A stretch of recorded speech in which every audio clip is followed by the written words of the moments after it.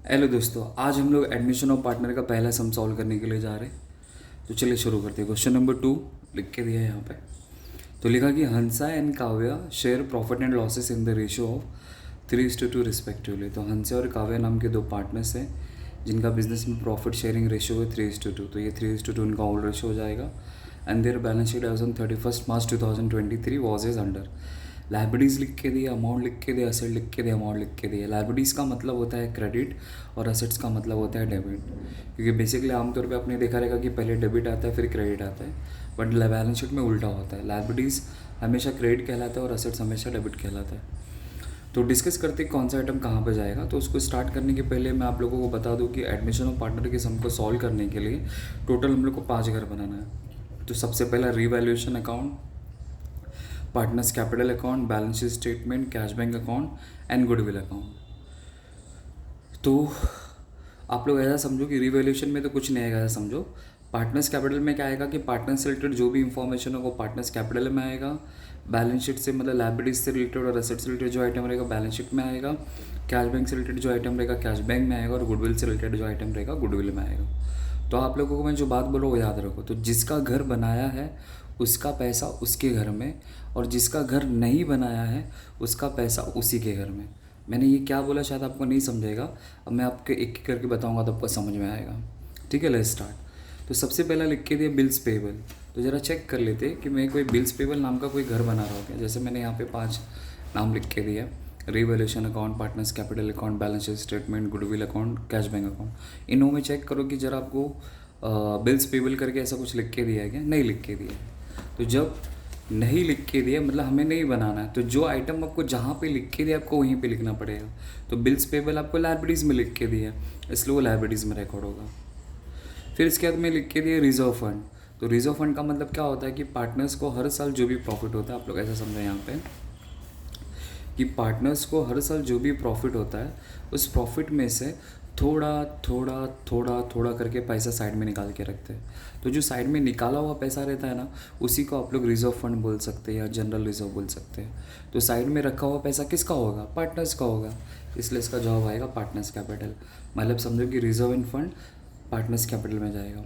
फिर capital account लिख के दिया हंसा और काव्य का, ये भी जाएगा पार्टनर्स कैपिटल में। फिर नेक्स्ट लिख के दिए कैश बैंक। तो ज़रा चेक करो कि क्या मैं कोई कैश बैंक नाम का कोई घर बना रहा हूँ क्या। अगर ध्यान से देखेंगे तो देखो 5th नंबर पे मैं कैश बैंक अकाउंट बना रहा हूँ, इसलिए उसका पैसा कहाँ पे जाएगा, कैश बैंक अकाउंट में जाएगा। फिर देन उसके बाद हमें लिख के दिया है संडी डेटर्स। तो संडी डेटर हमें कहाँ पे लिख के दिया है, असेट्स में, क्योंकि मैं संडी डेटर नाम का कोई घर नहीं बना रहा। अगर ध्यान से देखेंगे तो देखो इसमें कहीं पे भी आपको संडी डेटर नज़र आ रहा है, नहीं। तो नहीं लिख के दिया तो सीधा सिंपल सा आपको कहाँ पर रिकॉर्ड करना पड़ेगा, असेट्स में। तो उसी तरह स्टॉक भी नहीं बना रहा इसलिए असेट्स में जाएगा, फर्नीचर भी नहीं बना रहा इसलिए असेट्स में, प्लांट भी नहीं बना रहा इसलिए असेट्स में जाएगा, बिल्डिंग भी नहीं बना रहा इसलिए असेट्स में जाएगा। तो इस तरह हम लोगों ने अपने बैलेंस शीट को पोस्ट कर दिया। अब पढ़ते हैं कि क्या लिख के दिए। फिर आगे लिखे दी एडमिट दी मुनीर। तो उन लोगों ने मुनीर को एडमिट किया। तो एडमिट का मतलब ऐसा नहीं कि हॉस्पिटल में एडमिट किया, एडमिट का मतलब होता है कि नए पार्टनर को बिजनेस में लाया। तो ये जो मुनीर है ये बिजनेस का न्यू पार्टनर है। कब आ रहा है, 1 अप्रैल 2023 को आ रहा है। And the terms being that, यहाँ पे कुछ डेटा लिख के दिया है। तो पहले हमें लिख के दिए ही का मतलब होता है वो लोग मुनीर के बारे में बात करें। तो लिखा कि Munir shall have to bring in rupees 1,20,000 as is capital for 1/4 share in future profit. Okay, तो मुनीर नाम का जो पार्टनर है वो बिजनेस में 1,20,000 का कैपिटल लेके आ रहा है, इसलिए हमें इसके अंदर कैपिटल वाली एंट्री पास करनी पड़ेगी। तो मैंने पास लेक्चर में कौन कौन सी एंट्री इस टॉपिक में आती है मैंने आपको लिख के दी है, तो वो ज़रा जाके गो थ्रू कर लेना तो आपको पता चल जाएगा। मैं भी जब मैं सब सॉल्व करूँगा तो उस टाइम पे आपको ये मैं बता दूंगा। फिर दूसरा लिख के दिया the value of goodwill of the firm is to be fixed. तो बोला है कि गुडविल का जो वैल्यू है उस फर्म का फिक्स्ड है, और वो फिक्स्ड कैसे निकालना है क्या करना है उसके बारे में आगे लिख के दिया है। The average profit of the last 3 years, और हमें 3 साल का कुछ एवरेज प्रॉफिट लिख के दिया है। पहले साल का प्रॉफिट लिख के दिया 96,000, सेकेंड ईयर का प्रॉफिट लिख के दिया 1,62,000 और थर्ड ईयर का प्रॉफिट लिख के दिया 1,47,000। ऐसे हमें 3 साल का प्रॉफिट लिख के दिया है। फिर आगे लिखा तो Munir is unable to bring the value of goodwill in cash. Okay, तो मुनीर नाम का जो नया पार्टनर है वो बिजनेस में गुडविल का पैसा नहीं लेके आ पा रहा है, कैश में नहीं लेके आ पा रहा है। तो जिस वजह से वो लोग क्या कर रहे हैं, it is a decided to raise the goodwill. Okay, तो गुडविल को रेज कर रहे। रेज का मतलब होता है कैलकुलेट करना। अब कैसे कैलकुलेट करेंगे मैं आपको बाद में बताऊंगा, फिलहाल मैं आपको यहाँ पे मतलब बता रहा हूँ कि रेज दी गुडविल का मतलब होता है कि उनके अपने नाम का पैसा उनको निकालना पड़ेगा, कि मार्केट में उनका नाम है तो उसका वैल्यू क्या होगा करके, तो उसको भी निकालने का तरीका होता है, तभी थोड़ी देर में बताऊंगा जब मैं सम सॉल्व करूँगा इन दी बुक्स ऑफ द अकाउंट्स, ठीक है। तो इसके लिए मतलब ये गुडविल वाला कैलकुलेशन इसके अंदर आ जाएगा। फिर आगे लिखा है reserve for doubtful dates. Reserve for doubtful dates का मतलब होता है आर मेरी दीदी है, तो मुझे किसके ऊपर क्रिएट करना है 3000, तो हमेशा आपको डाउट किस पे होना चाहिए, उनमें कस्टमर पे होना चाहिए, कस्टमर पे। और कस्टमर कौन होता है, कस्टमर कौन होता है बिजनेस के अंदर, डेटर होता है। तो जब भी रिजर्व फॉर डाउटफुल डेट्स या प्रोविजन फॉर डाउटफुल डेट्स ऐसा कोई भी टर्म अगर आपको लिख के दिया होगा तो हमेशा हमेशा हमेशा आपको संडे डेटर के ऊपर जाके डॉट मारना है। तो डॉट मारने का हमारा पर्पज़ क्या मालूम है, या तो उसके अंदर कुछ प्लस करना पड़ेगा या तो कुछ हमें माइनस करना पड़ेगा। तो मैं आपको आगे बात जब सॉल्व करूँगा तो आपको मैं बताऊँगा। फिर आगे लिखा क्लोजिंग स्टॉक का वैल्यू 45,000 हो गया, तो जहाँ पे भी आपको क्लोजिंग स्टॉक नज़र आ रहा है या स्टॉक नज़र आ रहा है वहाँ पे जाके डॉट मार लेंगे। फिर plant and machinery depreciated by 5%, तो प्लांट एंड मशीनरी पे डॉट मार लेंगे, तो प्लांट यहाँ पे, plant and building plant and building पे डॉट मार लेंगे। तो सर फिर आपने तो इसके ऊपर डॉट नहीं मारा, इसके ऊपर डॉट नहीं मारा, क्योंकि ये इन दोनों के बारे में ऊपर कैपिटल के बारे में तो लिख के दे, बट ये न्यू पार्टनर के बारे में लिख के दे, इसलिए न्यू पार्टनर अगर तुम लोग ढूंढेंगे तो भी नहीं मिलेगा ऊपर, इसलिए इसकी एंट्री आएगी। गुडविल का कैलकुलेशन होता है, उसके लिए कोई डॉट नहीं मारा जाता, उसके लिए भी कोई अलग से सेपरेट कैलकुलेशन करना पड़ता है। और हमें क्या क्या बनाने बोला है वो देखो, तो हमें बोला कि प्रिपेयर करो profit and loss account, capital account and balance sheet statement. Total 3 घर बनाना है, बट हमें अगर अकाउंट टैली करना है या फिर गुडविल के बारे में अगर क्वेश्चन में लिख के दिया रहेगा तो टोटल आपको 5 घर बनाना है, revaluation, partners capital, balance sheet, cash bank, goodwill, इधर देख सकते हैं आप लोग ना, ये टोटल 5 घर, ठीक है। तो मैं आपको ड्रॉ करके दिखाता, फिर बाद में आपको क्वेश्चन मैं आपको समझाऊंगा।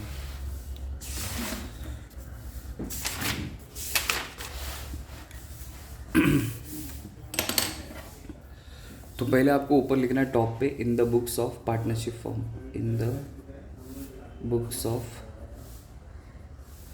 Partnership form. तो हमें क्वेश्चन में लिख के दिए कि प्रॉफिट एंड लॉस अकाउंट बनाने की रिवैल्यूएशन अकाउंट, जो अकाउंट बनाने बोला रहेगा वो आपको बनाना पड़ेगा। तो क्वेश्चन में आपको प्रॉफिट एंड लॉस लिख के दिया था, इसलिए profit and loss adjustment account आएगा। और ये आपको सिर्फ और सिर्फ 50% पेज आपको यूज़ करना है।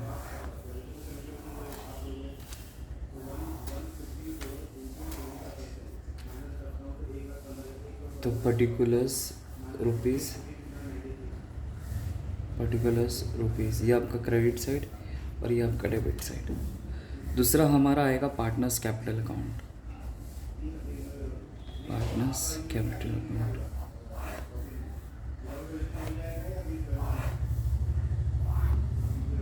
अब इसमें कैसा होगा कि पर्टिकुलर्स पार्टनर्स नेम, तो टोटल यहाँ पे 3 नाम है इसलिए 3 कॉलम आया है मैंने।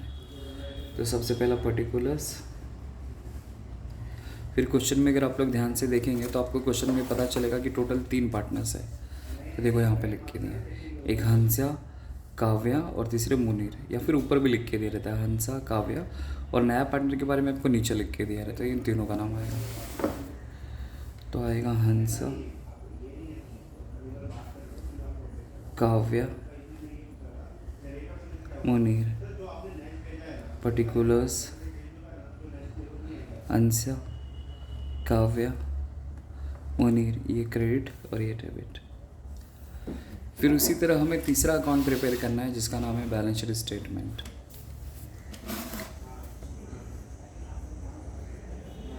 तो बैलेंस शीट स्टेटमेंट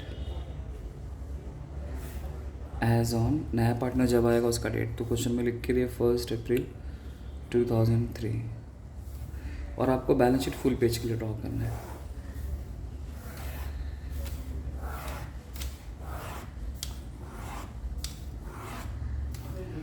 तो ये आपका लाइबिलिटीज़ हो गया, रुपीज़, और ये आपका असेट्स एंड रुपीज़ हो गया। फिर उसके बाद हम लोग नेक्स्ट अकाउंट प्रिपेयर करेंगे। नेक्स्ट अकाउंट आएगा हमारा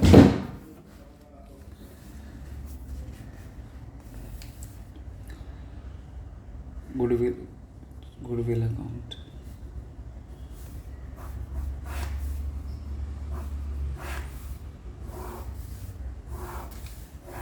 ये भी 50% के लिए पर्टिकुलर्स रुपीज़, पर्टिकुलर्स रुपीज़, ये आपका क्रेडिट साइड, ये आपका डेबिट साइड। नेक्स्ट अकाउंट है कैश बैंक अकाउंट।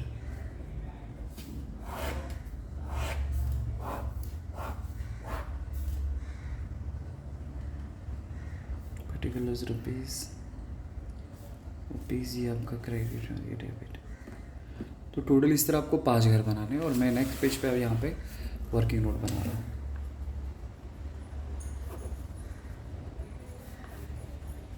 ठीक है, लेट्स स्टार्ट। तो जैसे क्वेश्चन में लिख के दिए 1 बाय 1 हम लोग वैसे स्टार्ट करेंगे।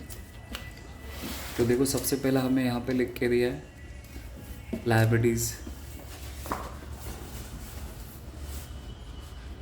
तो लायबिलिटीज़ में क्रेडिट में सबसे पहला आएगा बिल्स पेबल। तो मैंने ऑलरेडी यहाँ पे लायबिलिटीज़ बना के रखा है। तो लेकिन लायबिलिटीज़ में रूल है कि पहले कैपिटल अकाउंट आपको लिखना है। तो टॉप पे मैं पहले कैपिटल अकाउंट लिखता हूँ और फिर तीनों पार्टनर्स का नाम लिख के छोड़ देने का। तो पहले पार्टनर का नाम है हंसा, फिर उसके बाद है काव्या, फिर तीसरा है मुनीर। नाम लिख के छोड़ देने का। फिर उसके लायबिलिटीज़ में आपको जो नाम लिखना है लिखो। तो देखो यहाँ पे लायबिलिटीज़ में सबसे पहला आपको बिल्स पेबल लिख के दिया है, इसलिए बिल्स पेबल आएगा, बिल्स पेबल। देखो और एक बात आपको याद रखना है कि देखो जिस पे आपने डॉट मारा है उसको हमेशा इनर कॉलम में लिखना है और एक से दो जगह छोड़ना है, और जिस पे डॉट नहीं मारा रहेगा उसको सीधा आउटर कॉलम में। अभी इनर और आउटर क्या होता है वो देखो।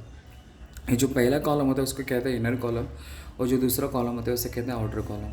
जिस पे आपने डॉट मारा रहेगा उसको अंदर लिखना। अंदर क्यों लिखना? या तो इसमें कुछ माइनस करना पड़ेगा या तो कुछ प्लस करना पड़ेगा, बट इसके ऊपर डॉट नहीं था इसलिए सीधा इसका पैसा मैं बाहर लिखूँगा। और इसका वैल्यू मुझे लिख के दे देखो 90,000 बिल्स पेबल का वैल्यू। तो यहाँ पे 90,000 आ जाएगा। फिर नेक्स्ट लिख के दिया रिजर्व फंड। तो रिजर्व फंड कितना लिख के दिया आपको? 60,000। तो रिजर्व में रखा हुआ पैसा किसका होता है? पार्टनर्स का, इसलिए पार्टनर्स कैपिटल में जाके मैं रिकॉर्ड करूँगा। तो देखो यहाँ पे मैंने पार्टनर्स कैपिटल तो रिकॉर्ड कर दिया। पार्टनर्स कैपिटल एक तरफ डेबिट है और दूसरी तरफ क्रेडिट है, बट सवाल ये उठता है कि कौन सी साइड में आएगा। तो यहाँ पे देखो रिजर्व फंड आपको लायबिलिटीज़ में लिख के दिया, और लायबिलिटीज़ का मतलब क्या होता है? क्रेडिट। तो इसका मतलब यहाँ पे जो कुछ भी आइटम आपको लिख के दिया रहेगा ना वो हमेशा हमेशा हमेशा क्रेडिट में जाएगा। वो किसी के अकाउंट में भी क्रेडिट हो सकता है, लेकिन अभी फ़िलहाल ये पार्टनर्स कैपिटल की क्रेडिट में आ जाएगा। तो मैंने ऑलरेडी यहाँ पे पार्टनर्स कैपिटल बनाया डेबिट और क्रेडिट, बट ऐसा रूल है कि पार्टनर्स कैपिटल में पहले उनका कैपिटल लिखना पड़ता है। तो मैं एक दो जगह छोड़ के नीचे लिखता हूँ बाय रिजर्व फंड। और रिजर्व फंड का वैल्यू देख लो कितना लिख के थे आपको? 60,000। अब ये जो 60,000 है कितने लोग में बांटना पड़ेगा? 2 लोग में, क्योंकि नया पार्टनर तो जस्ट अभी आया ना तो उसको कुछ नहीं मिलेगा। तो देखने का, अगर आपको नहीं समझता देखने का, ऊपर आपको रेशो कितना लिख के दिया है। तो अगर 2 रेशो लिख के दिया रहेगा तो समझो कि 2 पार्टनर्स में जाएगा। पहले अगर आपको वैसा याद रखना है तो ऐसा समझो कि पार्टनरशिप बिजनेस में जब नया पार्टनर आता है तो उसको कुछ अभी नहीं मिलेगा। ये पुराने पार्टनर्स आपस में हिसाब किताब कर रहे हैं, तो इसलिए ओल्ड पार्टनर्स में डिस्ट्रीब्यूट किया जाएगा रिजर्व फंड। अब कैसे करते? तो उसका इस्तेमाल करेंगे रेशो के हिसाब से। तो क्वेश्चन में देखो आपको यहाँ पे रेशो लिख के दिया है, the Hansa and Kavya share profit and losses in the ratio of 3:2। तो आपको उसके हिसाब से यहाँ पे कैलकुलेशन करना पड़ेगा। तो मैं यहाँ पे इसका वर्किंग नोट कर रहा हूँ। तो मैं यहाँ पे इसका रेशो लिख रहा हूँ। तो रेशो देखो आपको लिख के दिया है 3:2। तो मैं यहाँ पे 3:2 लिख दूँगा। ठीक है, अब कैसे करना है देखो, 3 और 2 कितना होता है? 5, दोनों को ऐड कर देने का। तो ये 3/5 आ जाएगा और 2/5 आएगा। और हमें रिजर्व फंड लिख के दिया है, रिजर्व फंड हमें लिख के दिया 60,000। अब इसको डिस्ट्रीब्यूट कैसे करेंगे देखो। तो पहला है 3/5, तो क्या करेंगे? 60,000 इंटू 3/5, तो पहले वाले का आंसर आएगा। फिर 60,000 इंटू 2/5, फिर सेकेंड वाले का आंसर आएगा। तो अब इसको डिस्ट्रीब्यूट कैसे करना है देखो। तो 5 1 जा 5, तो 6 में से मैं 5 खा गया तो 1 बचा, मतलब शायद 6 में से 5 खा गया तो 1 बचा, तो 1 यहाँ पे ले लिया। अब ये 10 हो गया, तो 5 2 जा 10, और ये 3 0 मैंने यहाँ पे चिपका दिया। अब 12,000 को 3 से मल्टीप्लाई किया तो आ जाएगा 36,000 आ जाएगा। तो उसी तरह इसको भी डिवाइड करूँगा तो वही 12,000 ही आने वाला है, और 12,000 को 2 से मल्टीप्लाई करूँगा तो 24,000 आ जाएगा।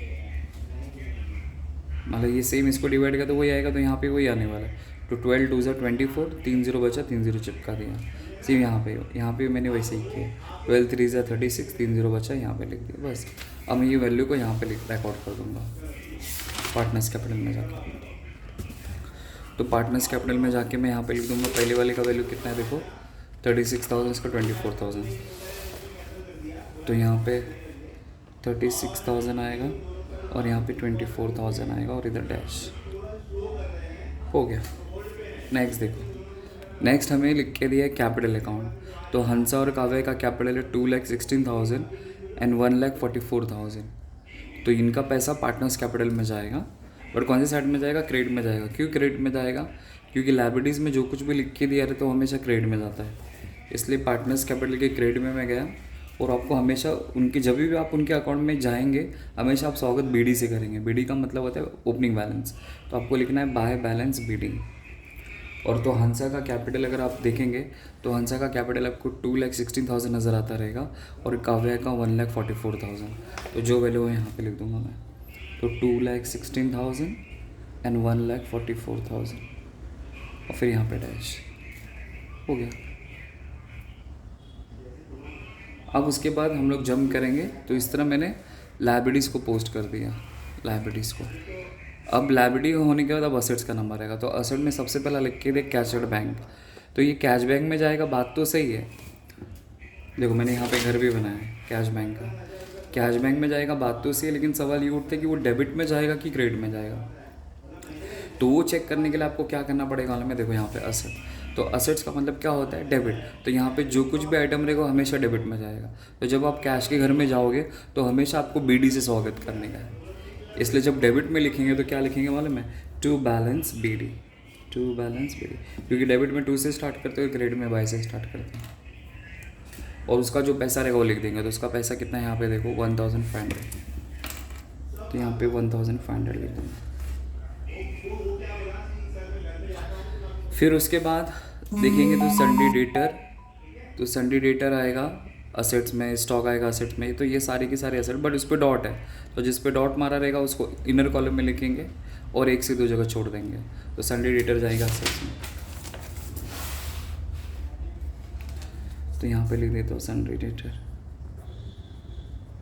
और संडे डेटर का यहाँ पे वैल्यू लिख के दिया है 1,33,500। इस पर डॉट है इसलिए अंदर ही वाले कॉलम में लिखा और 1 से 2 जगह छोड़ देना।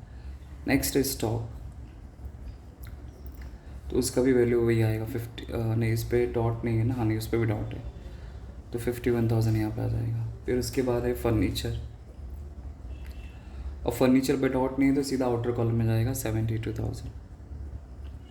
फिर उसके बाद है प्लांट, प्लांट पे भी डॉट है इसलिए अंदर वाले कॉलम में आएगा 1,80,000। फिर उसके बाद है बिल्डिंग, तो बिल्डिंग पे भी डॉट है तो उस पर भी इनर कॉलम में आ जाएगा 72,000। मतलब जो यहाँ पे वैल्यू लिख के दिया था मैंने वही वैल्यू यहाँ पे कॉपी की है। अगर देखेंगे तो देखो सब वही। तो कैश बैंक का तो कैश बैंक में लिख दिया, संडे डेटर 1,33,500 था वो लिख दिया, स्टॉक का वैल्यू 51 था वो लिख दिया। फिर बाद में फर्नीचर का वैल्यू 72,000 था, उसको बाहर लिख दिया क्योंकि उसके बाद डॉट नहीं था, जिसके बाद डॉट नहीं रहेगा सीधा बाहर जाता है। फिर प्लांट डॉट था इसलिए अंदर लिखा, 1 से 2 जगह छोड़ दिया। बिल्डिंग भी अंदर लिखा, उसके ऊपर भी डॉट था, 1 से 2 जगह छोड़ दिया। ठीक है, चलो अब हम लोग एडजस्टमेंट पे आते हैं। तो एडजस्टमेंट में क्या लिख के देखिए, he shall have bring ₹1,20,000 as is capital. तो इसका मतलब क्या हुआ कि पार्टनरशिप बिजनेस में एक नया पार्टनर कैपिटल लेके आ रहा है। कितना लेके आ रहा है? 1,20,000। अब उसके प्रॉफिट के बारे में जो लिखे थे जस्ट इन्फॉर्मेशन लिख के दिए कि फ्यूचर में जो भी प्रॉफिट होगा जो भी लॉस होगा उसको ये रेशियो के हिसाब से हम लोग क्या करेंगे, डिस्ट्रीब्यूट करेंगे। तो सीधा 1,20,000 की कैपिटल वाली आपको एंट्री पास करना है। तो मैंने पास्ट लेक्चर्स में मैंने इसका वीडियो बनाया रहेगा, तो आप लोग वहाँ से चेकआउट कर लेना है सर कि कौन कौन सी इसके अंदर एडिशनल एंट्रीज आती है करके।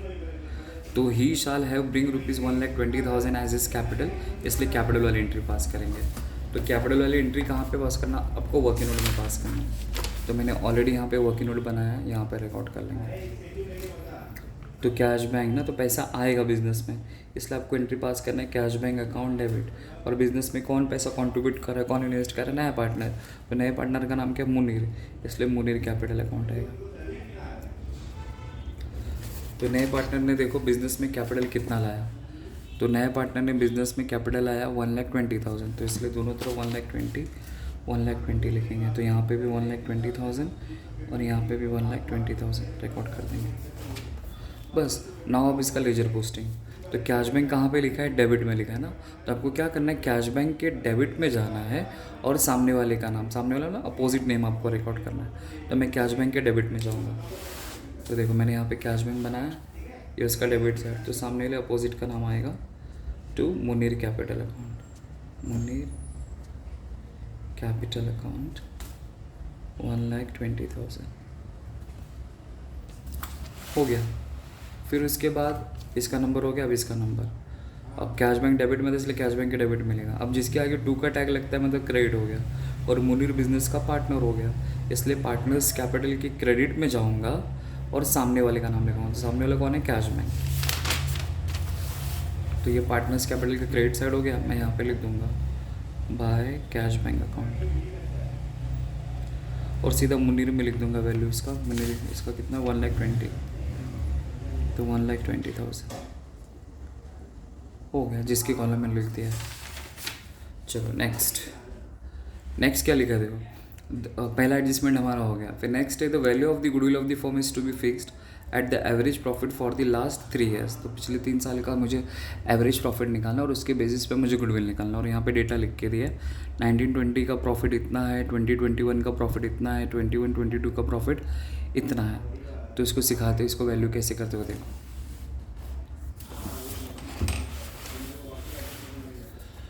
तो आपको याद रखना है कि कैलकुलेशन ऑफ गुडविल करना है, आपको गुडविल को वैल्यू करना है।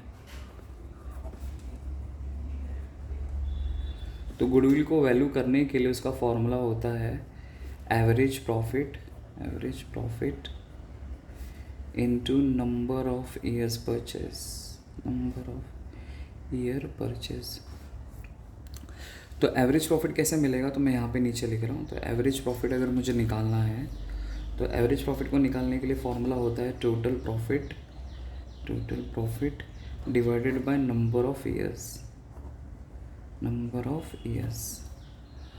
तो मैं क्या करूँगा, टोटल प्रॉफिट। तो मुझे ना क्वेश्चन में 3 साल का प्रॉफिट लिख के दिया। पहले साल का प्रॉफिट 96,000 है, सेकेंड ईयर का प्रॉफिट 1,62,000 है, थर्ड ईयर का प्रॉफिट मुझे 1,47,000 लिख के दिया।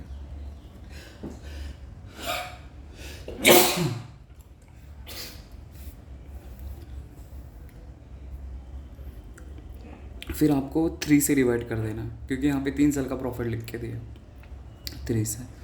तो मैं कैलसी यूज़ कर, बट आपको तो कैलसी अलाउ नहीं होगा। तो 96,000 प्लस, मैं यहाँ पे कर रहा हूँ देखो, यहाँ पे 96,000 plus 1,62,000 plus 1,47,000 is equal to divide by 3। तो आंसर आता है 1,35,000। ये मेरा गुडविल नहीं है, ये मेरा एवरेज प्रॉफिट आया। सर अगर प्रॉफिट की जगह पे अगर लॉस लिख के दिया रहेगा तो सिंपल माइंड में सेट करो। देखो जितने साल का प्रॉफिट लिख के दिया रहेगा उन सबको प्लस करना है, और जितने साल का लॉस लिख के दिया रहा है आपको उसको माइनस करना है। अब जैसे फॉर एग्जांपल समझो, अभी ये 96,000 1,62,000 ये दोनों प्रॉफिट है, और 1,47,000 समझो लॉस है। तो आपको क्या करना पड़ेगा, ये दोनों को प्लस करने का, फिर इसमें से लॉस वाला आइटम माइनस कर देने का। बट आपको डिवाइड 3 से ही करने का है। बस इतना माइंड सेट करना है कि जो प्रॉफिट वाला केस रहेगा दोनों को प्लस करने का, लॉस वाला माइनस कर देने का, फिर डिवाइड करके आपका आंसर आ जाएगा। तो आपका एवरेज प्रॉफिट यहाँ पे आ गया है 1,35,000। तो यहाँ पे एवरेज प्रॉफिट की जगह पे मैं यहाँ पे लिख दूंगा 1,35,000 into number of years purchase. Number of years purchase का मतलब होता है कि मैं जिसका बिज़नेस परचेस कर रहा हूँ या जिसके नाम का मुझे फ़ायदा मिलने वाला है वो कितने साल तक मिलने वाला है। तो आपको क्वेश्चन में लिख के दिया रहेगा, नंबर ऑफ़ ईयर्स परचेस के फॉर्म में लिख के दिया रहेगा, या फिर आपको टाइम्स के बारे में लिख के दिया रहेगा। तो देख लेते कि क्या क्वेश्चन में नंबर ऑफ़ ईयर्स परचेस ऐसा कुछ लिख के दिया है क्या। तो देखो गुडविल वाला डेटा यहाँ पे है, नंबर ऑफ़ ईयर्स परचेस मतलब यहाँ पे कुछ भी नहीं लिख के दिया, तो इसका मतलब वो नील हो जाएगा।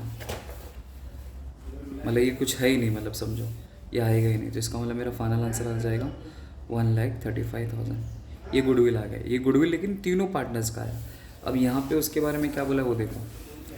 तो बोला है कि मुनीर के पास पैसा नहीं कि वो गुडविल का पैसा लेके आ सके। It is decided to raise the goodwill. तो इसलिए वो लोग गुडविल को क्या करेंगे, रेज करेंगे। रेज का मतलब होता है कैलकुलेट करना। तो मैंने गुडविल कैलकुलेट कर लिया, देखो यहाँ पे 1,35,000 करके। बस अब इसके बाद मैं गुडविल रेज वाली एंट्री पास करूँगा वर्किंग नोट में।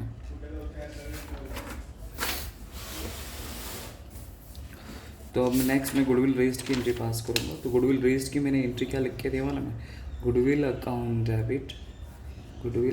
Debit to old partners capital account. तो आपको ओल्ड पार्टनर्स का नाम लिखना पड़ेगा। तो 2 ओल्ड पार्टनर्स है तो दोनों का नाम आएगा। तो पहले ओल्ड पार्टनर का नाम क्या है, हंसा, इसलिए हंसा कैपिटल अकाउंट। दूसरी कौन है, काव्या, इसलिए काव्या कैपिटल अकाउंट। तो गुडविल मेरा कितना आया, 1,35,000। अब 1,35,000 को दोनों में उनके रेशियो के हिसाब से बांटना पड़ेगा। तो क्वेश्चन में हमें रेशियो लिख के दिया है 3:2। तो 3 और 2 कितना होता है, 5। इट मीन्स 3/5 2/5 आ जाएगा। अब इसको डिस्ट्रीब्यूट करना है तो क्या करेंगे, 1,35,000 इंटू 3/5 करेंगे तो पहला वाला आंसर आएगा। फिर 1,35,000 इंटू 2.5 करेंगे तो दूसरा वाला आंसर आएगा। अब इसको डिवाइड कैसे करेंगे, तो देखो 5 2 ज़ा 10। तो 13 में से मैं 10 खा गया तो बचा कितना, 3। तो 3 मैंने इसको दे दिया तो अब ये 35 हो गया। तो 5 7 ज़ा 35 और ये 3 0 यहाँ पे चिपका दिया। अभी 27 को 3 से मल्टीप्लाई करेंगे तो 3 0 ज़ा 0, 3 0 ज़ा 0, 3 0 ज़ा 0, 3 2 ज़ा 21, 2 कैरी, 3 2 ज़ा 6 + 1 71,000। फिर उसी तरह इसको इससे डिवाइड करूँगा तो सेम वही 27,000 ही आएगा। अब इस 27 को 2 से अगर मैं मल्टीप्लाई करता हूँ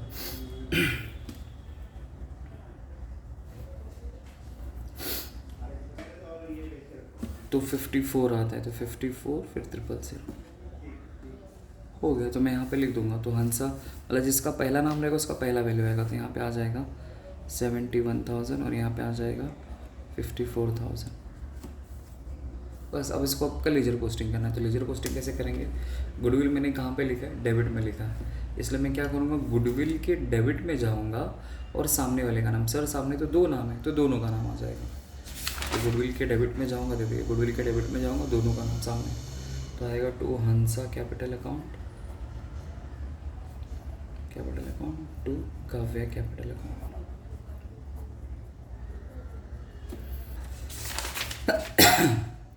71 और 54, 71,000 54,000।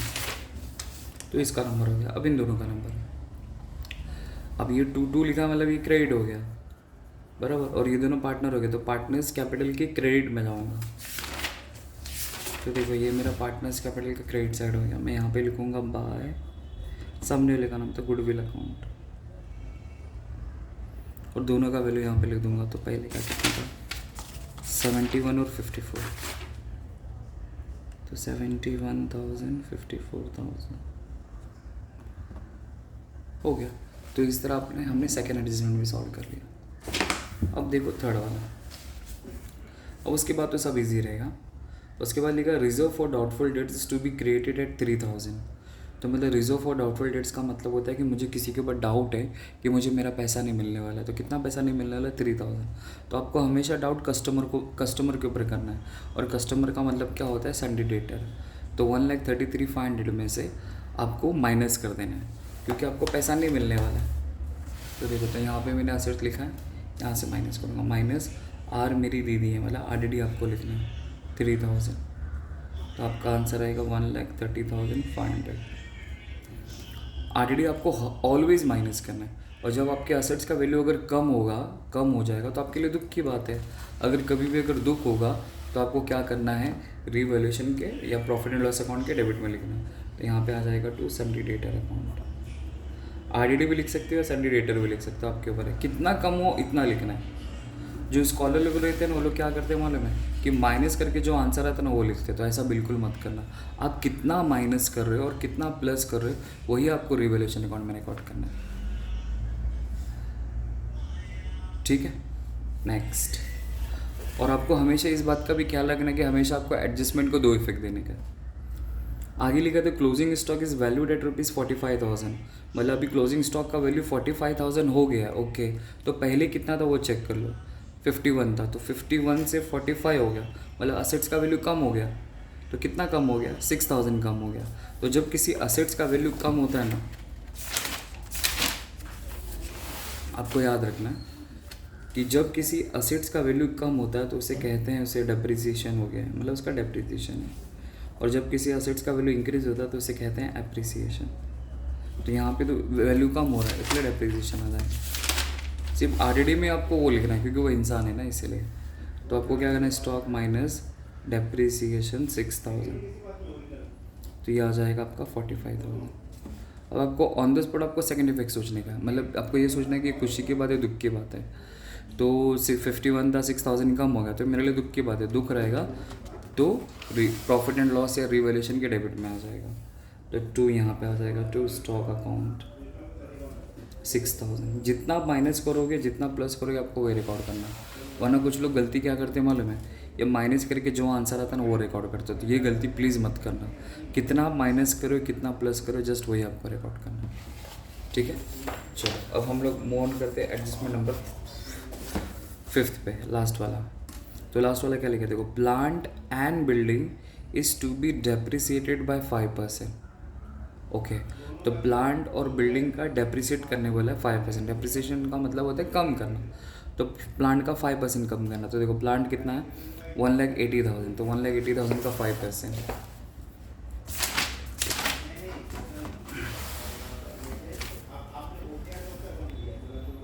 तो 1,80,000 का 5, तो 5/100, तो 0 से 0 गया, 0 से 0 गया, तो ये 00, तो 9,000 आता है। मल्टीप्लाई करेंगे तो 18 5 90 और 2 0 बचा, मैंने वो लिख दिया। तो उसी तरह ये तो मैंने प्लांट का निकाला।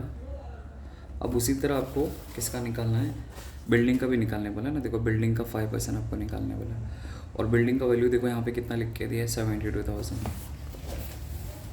तो बिल्डिंग आपको लिख के दिया 72,000 का 5%, 5/100, 0 से 0 गया, 0 से 0 गया, तो 5 0 0, 5 2 10, 1 कैरी, 5 7 35 प्लस 1 36, मतलब 3,600 आएगा। अब इसमें इसको माइनस कर दो, बस तीनों का वैल्यू और दोनों का वैल्यू 9,000 और 3,600।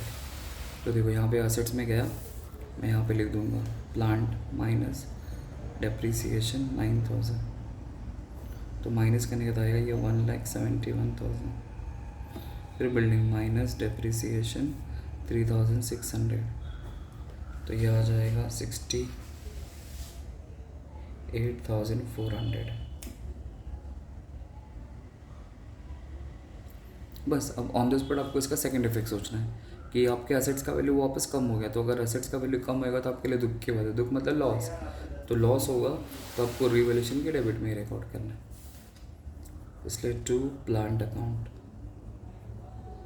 प्लांट अकाउंट कितना है 9,000, तो यहाँ पे 9,000 लिख दूँगा। फिर इसके अंदर में टू बिल्डिंग अकाउंट, फिर उसमें कितना वैल्यू है 3,600, तो 3,600 आ जाएगा। हो गया। अब क्वेश्चन अगर मैं आगे रीड करूँगा तो इसमें कुछ भी आपको नज़र नहीं आता है। फिर वही बोला है प्रॉफिट एंड लॉस अकाउंट बनाओ, कैपिटल बनाओ और ये बनाओ करके। हो गया। अब क्या करेंगे, अकाउंट को क्लोज करेंगे, ठीक है। तो अभी आपको क्या करना है देखो, तो सबसे पहले रिवैल्यूएशन अकाउंट क्लोज करेंगे, तो चेक करेंगे कौन सी साइड आपको ज़्यादा दिख रहा है। तो अगर ध्यान से देखेंगे तो ये डेबिट रुपीज़ और क्रेडिट रुपीज़ है, तो क्रेडिट में तो कुछ भी नहीं है, सब कुछ डेबिट में है, तो सबको ऐड कर देता हूँ मैं। तो आपको तो कैलसी अलाउ नहीं रहेगा, मैं ऐसे ही कर देता हूँ 6399918। अब 36,000 में अगर मैं 18,000 ऐड करता हूँ तो 54,000 आता है। तो जो साइड ज़्यादा रहेगा आपको दोनों तरफ लिखना है, तो 54 यहाँ पे लिखा, 54,000 यहाँ पे लिखा। अब 54,000 में से मैं ज़ीरो मार्क, क्योंकि यहाँ पे कुछ नहीं है ना तो ज़ीरो एज्यूम कर रहा हूँ, तो 54 में से ज़ीरो गया तो आंसर भी कितना आएगा 54,000 आएगा। तो फिर इसके सामने आपको लिखना है by profit and loss account, profit and loss account. अगर वही समझो डिफरेंस अगर यहाँ पे आया रहता तो आपको उधर भी सेम वही वर्ड लिखना है प्रॉफिट एंड लॉस अकाउंट करके, लेकिन यहाँ पे तो अभी आया नहीं, यहाँ पे आया, इसलिए फिर क्या करना है, इसे नेक्स्ट अकाउंट में ट्रांसफ़र करेंगे। तो ये क्रेडिट में है तो उठ के नेक्स्ट अकाउंट के डेबिट में आ जाएगा, to profit and loss account. तो 54,000 को आपको रेशो में बांटना पड़ेगा, तो सेम वही काम है आपको जैसे रेशो। तो क्वेश्चन में आपको रेशो लिख के दिया है 3:2, तो 3 और 2 होता है 5, तो 3/5, 2/5, तो आंसर है 54,000 इंटू 3/5, फिर देन 54,000 इंटू 2/5, तो दूसरा वाला आएगा, तो 5 1 ज़ा 5 बराबर। फिर उसके बाद बचता है फिर 4 तो नहीं आता, ज़ीरो लेना पड़ेगा यहाँ पे, ज़ीरो ले लिया। फिर 5 8 ज़ा फिर 200। अब 10,800 को अगर मैं 3 से मल्टीप्लाई करूँ तो 32,400 आता है। अब इसको इससे डिवाइड करूँगा तो वही आंसर आने वाला है 10,800। तो 10,800 इंटू 2 करता हूँ तो 21,600 आता है मल्टीप्लाई करने के बाद।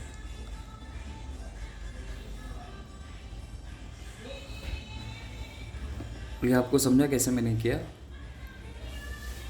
ठीक है, अब इसको मैं लिख दूंगा यहाँ पे 32,400 21,600। तो यहाँ पे 32,600 21,600 नहीं सॉरी 32,400 और यहाँ पे 600 है, यहाँ पे डैश हो गया। अब पार्टनर्स कैपिटल अकाउंट को क्लोज करूँगा तो पहले 1 बाय 1, तो ये हंसा का डेबिट हो गया, ये हंसा का क्रेडिट हो गया। अब जो साइड ज़्यादा रहेगा दोनों तरफ, तो पहले मैं इनको क्लोज करके देखता हूँ। तो आपको तो कैसे अलाउ नहीं रहेगा, बट मैं कर रहा हूँ। 2,16,000 प्लस 36,000 प्लस 71,000, तीनों को प्लस करता हूँ तो 3,23,000 3,23,000। अब उसमें से जो साइड ज़्यादा रहेगा उसको दोनों तरफ लिखने का, तो मैंने दोनों तरफ लिखा। अब ये साइड कितना कम है, क्या करने का, इसमें इसको माइनस कर देने का, तो -32,400 तो आता है 2,90,600 सर्कल कर दिया। अब उसी तरह काव्या का, तो अगर देखेंगे तो काव्या का ये डेबिट साइड हो गया और काव्या का एक क्रेडिट साइड हो गया। तो आपको कौन सा साइड ज़्यादा नज़र आ रहा है, देखेंगे तो क्रेडिट साइड। तो जो साइड ज़्यादा रहेगा, तो ये 1,44,000 मैं कैलसीफाई कर रहा हूँ, 1,44,000 प्लस 24,000 प्लस 54,000, तो आंसर आता है 2,22,000। तो यहाँ पे भी सेम वैल्यू लिखूँगा 2,22,000। अब उसमें से 21,600 माइनस कर दूँ तो आंसर आएगा 2,04,000। ये डिफरेंस आ गया। अब उसी तरह मुनीर को क्लोज करेंगे। तो देखो मुनीर का डेबिट साइड हो गया और मुनीर का क्रेडिट साइड हो गया। तो मुनीर की क्रेडिट साइड को देखेंगे ना, तो यहाँ पे सिर्फ 1,20,000 ही है, तो मतलब इस सब क्रेडिट साइड ही हैवी है। तो यहाँ पे लिख देता हूँ 1,20,000 और यहाँ पे भी सेम लिख देता हूँ 1,20,000। तो डिफरेंस यहाँ पे उतना ही है, क्योंकि 1,20,000 में से 0 हो गया, तो डिफरेंस कितना आएगा 1,20,000। तो जो डिफरेंस आएगा उसके सामने लिखना है to balance C D. To balance C D का मतलब है बैलेंस कैरिड डाउन, मतलब क्लोजिंग बैलेंस। देखो जब आपने अकाउंट ओपन किया था तो बी डी लिखा था, जब क्लोज करेंगे तो सी डी लिखेंगे बस। अब इसी का वैल्यू नेक्स्ट अकाउंट में ट्रांसफर होएगा। तो ये जो आया यहाँ पे, अब मैं इसको क्या करूँगा, उनके कैपिटल अकाउंट में ट्रांसफर करूँगा, मतलब बैलेंस शीट में रहेगा। यहाँ पे मैंने लाइबिलिटीज़ कैपिटल में तीनों पार्टनर का नाम लिख के छोड़ा है ना, और वही सेम वैल्यू यहाँ पे आ जाएगा। तो पहले का है 2,90,600, दूसरा है 2,04,000 एंड लास्ट है 1,20,000। बस अब तीनों को प्लस करता हूँ और फिर सीधा बाहर ले देता हूँ, प्लस 2,90,600 प्लस 1,20,000, तो 6,11,000 हो गया। अब बैलेंस शीट को पहले आपको क्लोज नहीं करना है, बैलेंस शीट के पहले आपको ये पहले के दो छोटो अकाउंट क्लोज करना है। तो सबसे पहले मैं गुडविल अकाउंट को क्लोज करता हूँ। तो अगर इन दोनों को प्लस करूँगा तो ये आता है, कितना आएगा 1,35,000 दोनों को प्लस करने का। तो जो साइड ज़्यादा रहेगा दोनों तरफ लिखना है 1,35,000। अब 1,35,000 में से अगर मैं 0 माइनस करूँ तो डिफरेंस कितना आएगा 1,35,000। और उसके सामने जब भी अकाउंट क्लोज करेंगे हमेशा आपको सीडी से स्वागत करना है, तो बाय बैलेंस सीडी। अब ये क्रेडिट में डिफरेंस है ना, तो नेक्स्ट अकाउंट मतलब ये गुडविल बेसिकली असेट्स में आता है। आप ऐसा याद रख सकते हो या फिर ऐसा समझ सकते हो कि डिफरेंस क्रेडिट में, मतलब ये जो वैल्यू है ये तो असेट्स में जाएगा, बट मैं आपको ऐसे समझाता। देखो अगर वैल्यू क्रेडिट में डिफरेंस आया तो नेक्स्ट अकाउंट के डेबिट में जाएगा। तो अब यहाँ पे बैलेंस शीट है तो लायबिलिटी क्रेडिट होता है और असेट्स डेबिट होता है, इसलिए यहाँ पे आ जाएगा गुडविल अकाउंट। सीधा आउटर में आपको 1,35,000 लिखना है, यहाँ पे 1,35,000। नेक्स्ट फिर उसी तरह कैश बैंक को क्लोज करेंगे। तो कैश बैंक का अगर मैं चेक करूँ तो डेबिट साइड ज़्यादा है, तो यहाँ पे आ जाएगा 1,21,500 यहाँ पे आएगा, और यहाँ पे आएगा 1,21,500। अब इसमें से ज़ीरो अगर माइनस करूँगा तो डिफरेंस कितना आएगा, 1,21,500। तो जब भी आप अकाउंट क्लोज करेंगे तो हमेशा आपको CD लिखना है, तो बाय बैलेंस CD। अब ये डिफरेंस जो है वो असेट्स में जाएगा। कैसे असेट में, क्योंकि क्रेडिट है तो क्रेडिट का उठ के डेबिट में जाता है, डेबिट मतलब असेट्स होता है, इसलिए आपको असेट्स में लिखना है,